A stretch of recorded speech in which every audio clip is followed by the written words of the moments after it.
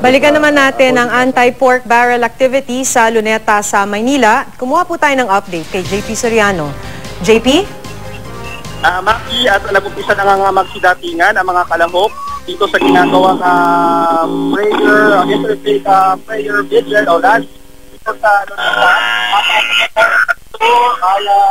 Marami na tayo nakikita dumating dito ng mga iba't ibang grupo, mula sa iba't ibang sektor, mula sa medical sector, mula sa mga militanteng grupo at yung mga miyembro ng Abolish Pork Barrel System. At tinatawag na ito na Forward March to Abolish Pork at Luneta.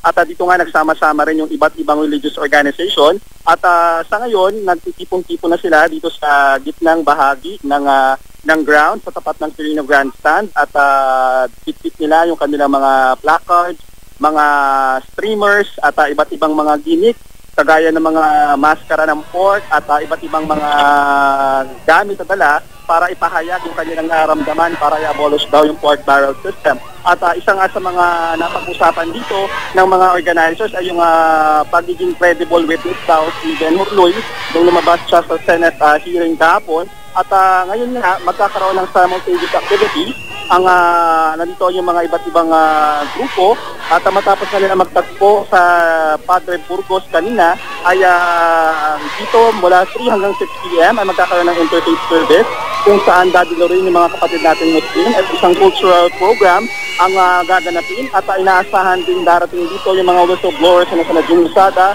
Sandra Cam, Colonel Rabusa at iba pa. 6 p.m. hanggang 10 p.m.